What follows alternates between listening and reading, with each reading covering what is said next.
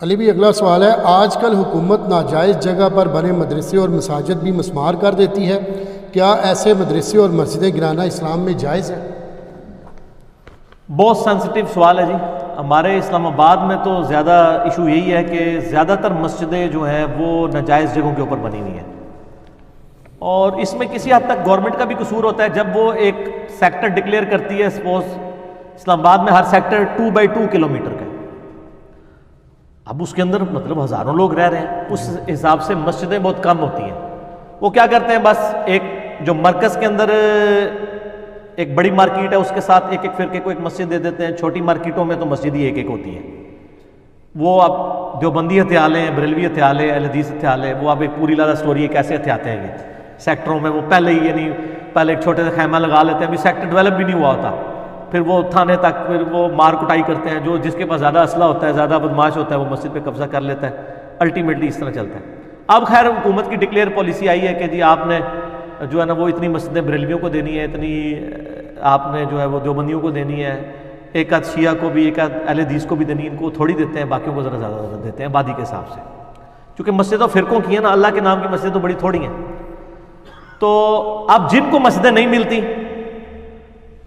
اب ظاہر ہے کہ ہماری طرح کے تو نہیں ہے کہ وہ سب کے پیچھے نماز پڑھ لیں، وہ کہتے ہیں نہیں ہم اپنے فرقے کی یہاں مسجد بنائیں گے۔ اب مسجد نہیں ہوتی تو وہ کیا کرتے ہیں، کسی نالے کے کنارے پہ کوئی پلاٹ جو ہے نا وہ سیدھا پدرا کر کے یا گرین بیلٹ کے اندر کوئی ایک کھوکے کے ساتھ کوئی دیکھ کے نہ قبضہ کر کے نماز شروع کرا دیتے ہیں۔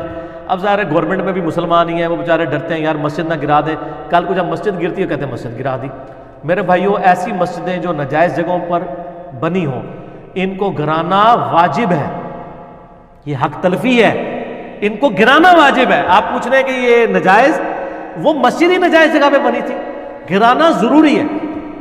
اس حوالے سے ایک مجھے ضمناً ایک حدیث یاد آ گئی، بخاری اور مسلم دونوں میں، یہ بڑی رکت انگیز حدیث ہے۔ آپ کو مشکات میں بھی جو تیسری جلد میں کرامت کا بیان ہے اس میں یہ حدیث ملے گی۔ ایک صحابی تھے سیدنا سعید ابن زید بن عمر بن نفیل، یہ جو تھے صحابی رضی اللہ تعالیٰ عنہ، یہ حضرت عمر کے بہنوئی ہیں، اور یہ وہی ہیں کہ جب ان کے سامنے جو سنن نسائی الکبریٰ میں، سنن نبی داؤد میں آتا ہے کہ جب حضرت علی پہ لعنت کروائی گئی تو حضرت مغیرہ ابن شعبہ اور حضرت معاویہ رضی اللہ تعالیٰ عنہما کو انہوں نے روکا تھا، سعید ابن زید، اور عشرہ مبشرہ والی حدیث بیان کی تھی، ابو بکر جنت میں، عمر جنت میں، عثمان جنت میں، علی جنت میں، یہ والی حدیث۔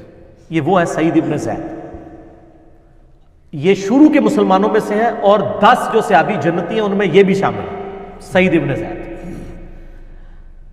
ان کے جو والد تھے نا عمر بن نفیل، وہ زمانے جاہلیت میں بھی موحد تھے، صحیح بخاری میں آتا ہے، امام بخاری نے ان پہ باب باندھا ہے، وہ اس زمانے میں بھی بتوں کا ذبیحہ نہیں کھایا کرتے تھے، اور کہتے تھے میں ابراہیمی دین کے اوپر، اسی لیے ان کا بیٹا دیکھے نا اس نے فوراً اسلام قبول کر لیا۔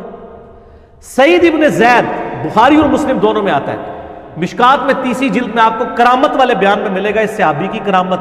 ایک کرامتیں وہ جو آپ کے بزرگ بابے جھوٹی بیان کرتے ہیں کتابوں سے، ایک ہمارے صحابہ کرام کی کرامتیں جو بخاری مسلم میں۔ سعید ابن زید کی کرامت، سعید ابن زید کے بارے میں عروہ رضی اللہ تعالیٰ عنہ روایت کرتے ہیں۔ عروہ ابن زبیر جو عبداللہ ابن زبیر کے چھوٹے بھائی تھے، تابعی، حضرت عائشہ کے بھانجے رضی اللہ تعالیٰ عنہ وسلام اللہ علیہ۔ یہ لفظ عروہ عین کے اوپر پیش ہے، یہاں کی لڑکیوں کے نام بھی عروہ رکھے ہوئے ہوتے ہیں، یہ مردانہ نام ہے عروہ، عین را واو تے وہ ہا بن جاتی ہے عروہ، لفظ عروۃن عروہ۔ ہاں ایک زنانہ نام بھی ہے، وہ ہے اروہ، یہ ہے عروہ عین سے، وہ ہے الف سے، اروہ، الف را واو اور یا کے اوپر کھڑا زبر، جیسے بشرا ہے لکھا تو بشری جاتا ہے لیکن پڑھا کیا جاتا ہے بشرا۔ مسجد اقصیٰ کو لکھا جاتا ہے مسجد اقصی لیکن کیا پڑھا جاتا ہے اقصیٰ۔ اس طرح یہ لفظ ہے اروا، الف را واو یا، ایڈا مشکل نہ رکھنا لینا، ویسے میں تم دس رہا۔ اروا جو نام ہے نا یہ لڑکیوں والا نام ہے، یہ مجھے اس لیے یاد آیا کہ اس حدیث میں دونوں نام ہیں۔ عروہ بن زبیر روایت کر رہا ہے کہ ایک اروا نامی عورت تھی، اس نے سعید ابن زید پر یہ الزام لگایا کہ اس نے میری زمین کے اوپر قبضہ کر لیا۔ بخاری مسلم دونوں میں حدیث ہے. مقدمہ جو ہے وہ مروان بن حکم گورنر مدینہ کے پاس پیش ہوا. مروان بن حکم نے سعید ابن زید کو بلایا اور کہا بھی آپ کے اوپر مقدمہ آیا کہ آپ نے اس کی زمین کے اوپر قبضہ کیا. ہائے ہائے ہائے. سعید ابن زید کیا کہتے ہیں؟ وہ کہتے ہیں میں کسی کی زمین پر قبضہ کرنے کا سوچ بھی سکتا ہوں جبکہ خود میں نے اپنے کانوں سے نبی علیہ السلام سے یہ بات سنی تھی کہ جس نے ایک بالشت بھی زمین کسی کی دبائی، ایک گٹ 9 انچ، 7 زمینوں کا توق اس کے گلے میں قیامت والے دن ڈال دیا جائے گا. یہاں تو لوگ پورے پورے پلاٹ حرب کر جاتے ہیں بہنوں کے اور بھائیوں کے. ایک بالش زمین بھی دبا لی. جس شخص نے یہ بات خود سنی ہو اپنے نبی علیہ السلام سے، وہ شخص سوچ بھی سکتا ہے کہ کسی عورت کی زمین پہ قبضہ کر لے. تو مروان بن حکم نے کہا بس مجھے اس سے زیادہ ضرورت نہیں ہے، آپ صحابی ہیں، آپ کا کہنا ہی کافی ہے. انہوں نے کہا بس نہیں، ٹرک. انہوں نے کہا کہ اے اللہ، اس عورت نے میرے اوپر جھوٹا الزام لگایا. یہ میٹھی میٹھی بات ہے جی. آپ ہوتے تو کہتے میٹھی بات چھوڑ دو، معاف کر دو، علمی غلطی کہہ دو. انہوں نے کہا نہ، اس نے میرے پہ جھوٹا الزام لگایا ہے.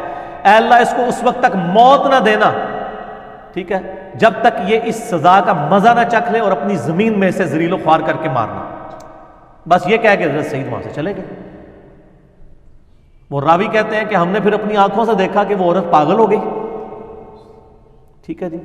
اور وہ اپنی زمین میں جو ہے وہ پھرتی تھی، کوئی اس کو منہ نہیں لگاتا تھا. اور اسی زمین جس زمین کی محبت میں اس نے ایک جھوٹا الزام لگا دیا تھا، ایک دن ایک اندھے کنویں میں گری اور مر گئی. اور جب وہ پاگل ہو گئی نا تو وہ ایک ہی جملہ بولتی تھی کہ مجھے سعید کی بددعا لگ گئی، مجھے سعید کی بددعا لگ گئی. جیسے مولویوں نے انجینئر کی بددعا لگ گئی. یہی کہنا سانو بددعا لگ گئی. وہ ایک کراچی والا مفتی کہتا ہے یار زیادہ پریشان نہ ہو، اہل حدیث ہم سے زیادہ پریشان ہے. ٹھیک ہے نا. اہل حدیث کے علماء کیا کہتے ہیں؟ وہ کہتے ہیں جناب ہم نے اتنی محنت سے بندے بنائے، میرا دل چیرتا ہے کہ وہ دوسری طرف چلے جاتے ہیں. جس طرح ان کو انجینئر کی بددعا لگی ہے نا، اس طرح ان کو اس عورت کو بددعا لگ گئی حضرت سعید ابن زید کی، اور وہ اندھے کنویں میں گر کے مر گئی. اور وہ کہتی تھی کہ مجھے بددعا لگی، جس طرح یہ کہتے ہیں نا ہمیں بددعا لگ گئی ہے. تو اس حدیث کو مشکات والوں نے کرامت والے چیپٹر میں لیا. ایک بالش زمین دبانے پہ جو ہے وہ توق ڈالا جائے گا، چاہے وہ بالش کسی نے اپنے لیے دبائی ہو یا مسجد کے نام کے اوپر چندہ کھایا ہو یا مسجد کے لیے پلاٹ لیا ہو. یہ حرام ہے. ایسی مسجدیں مسمار کر دینی چاہیے.